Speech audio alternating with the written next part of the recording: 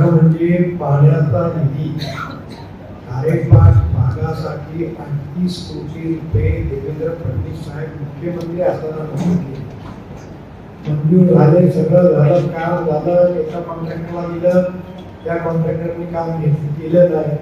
तो कॉन्ट्रॅक्टर त्याला डिसमिस करायचं ठरवलं, तो कोर्टात गेला. कोर्टात गेल्यानंतर औरंगाबाद खंडपीठाने त्याच्या विरोधात निकाल दिला.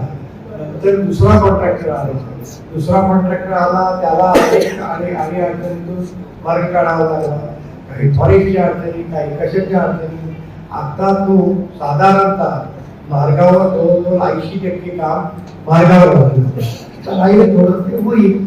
आता हे जे सगळं आहे हे ह्या सरकारच्या काळात 2.5 वर्षात अतोनात निधी आहे. माझ्या हिशोबात आज जर तुम्हाला सांगितलं तर 700-800 कोटी रुपये आपल्या ह्या तालुक्यासाठी आहे. म्हणजे PM देसाईचं घ्या, PWDचं घ्या, 25-15चा घ्या, जिल्हा परिषद घ्या, इतर घ्या, ह्या तालुक्यातला एकही रस्ता राहिलेला नाही. या तालुक्यातले आदिवासी वाड्याचे सुद्धा रस्ते आहेत.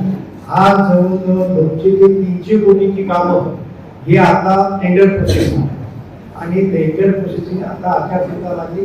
आता आचारसंहितेच्या नंतर ती होती, पण पावसाच्या नंतर ही ह्या तालुक्यातला एकही रस्ता राहणार नाही.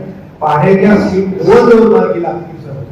पण कॉन्ट्रॅक्टर घेतात, कामं सोडतात, काम करतात. ऑनलाईन आता आहे, कुठलाही माणूस काम करतोय. खूप चांगली कामाला इथे काम करतोय, बघितला की तो परत जातो. काय भागातलं काम त्याच्याकडे चिखल त्यांना माहिती नाही, ते चिखलात कशाला काम करतात, काम सोडून देतात. अशी बरीचशी कामं जी आहेत ती अशा पद्धतीनं झालेली आहे. बरे कसं आहे, आपण मला ही देशाची निवडणूक आहे. पण आम्ही ज्यावेळी खारेपाटात ज्यावेळी फिरतो तेव्हा लोक म्हणले कुठल्याही उमेदवार आम्ही मग का म्हणून द्यायचं. स्वातंत्र्य मिळून 75 वर्ष झालेल्या लोकांना द्यायला पाहिजे. यावरची सुद्धा 2.25 कोटी टंचाईग्रस्त आराखड्यासाठी आराखडा आपण त्याच्यावर खर्च होतोय.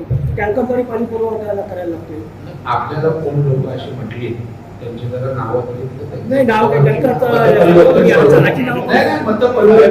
दरेकर साहेब, तुम्ही इकडे राहतात, तुम्ही ग्रामीण भागात गेलेले नाही.